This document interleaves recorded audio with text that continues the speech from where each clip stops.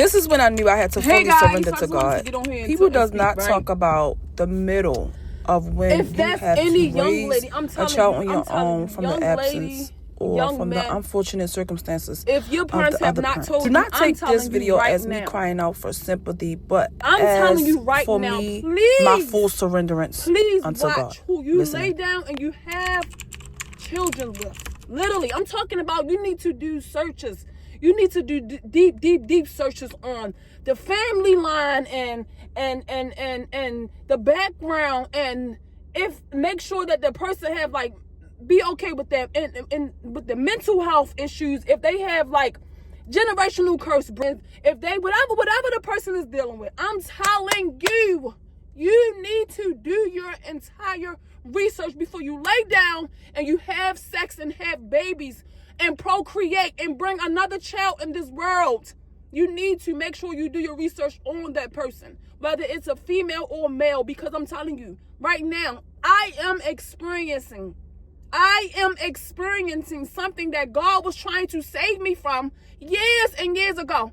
Years and years ago, the Lord was trying to save me from. Now, I'm not saying that I regret my child. I'm not saying nothing, but I just want to be an example for you guys so that you will not make the same mistake that I did. Back in 2009, of course, I had my child. However, when you are young, you do not know the capacity of the person that you're dealing with. I'm so very, very, very frustrated because it's 2025 and I'm here raising my child alone. Of course, it was due to unforeseen circumstances that his dad was not here. I'm not saying that his dad was not a great father, because when he was here, he was a great father and he was in my child's life. Unfortunately, he got taken away from us because of unforeseen circumstances. However, I am literally here. I am literally here trying to raise his son on my own, bro. I'm literally trying to raise his son on my own. And the thing about it is, I don't take away the help that I do get with his family, his father's side of the family.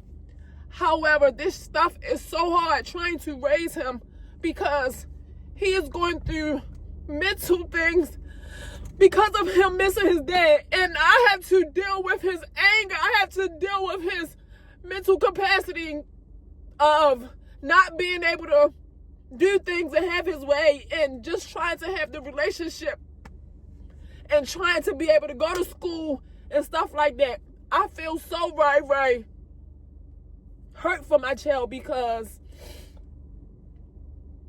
he don't know that he has so much potential that he has put himself in, like, he's trying, like, it's just a lot. It's just a lot. I'm not taking away the fact that his dad's side helps me. They help me with what they can help me with. But this is a crucial moment where he needs the right help that he's yearning for. And as his mother, as a woman, I cannot give that to him. I've tried to put him in therapy. I tried to keep him in football. I've tried to help him do things that try to keep his mind off of stuff. However, he is an 11th grader. He's a great child. He's a great kid. He's an 11th grader right now. And it's been so very hard this school year trying to get him back in school because he wants to be. First of all, I moved him from the city that was trying to take him down the wrong path. I moved him from that city.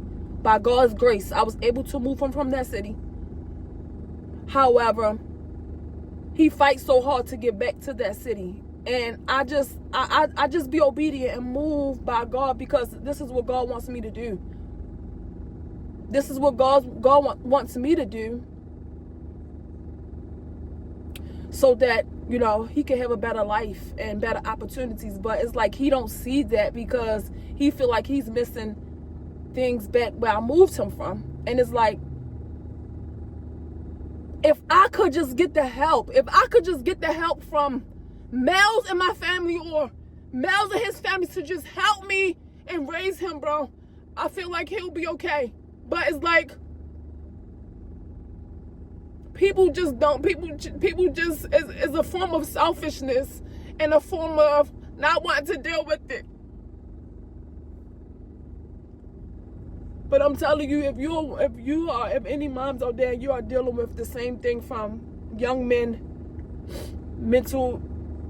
their mental capacity, or them not being mentally intelligent and stuff like that, and not seeing the future in what we are trying to do as mothers for them and keeping them safe. I feel your pain. I literally feel it.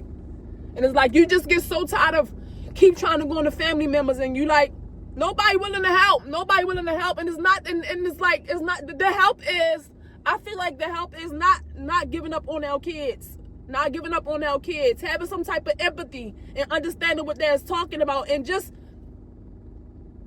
trying to help.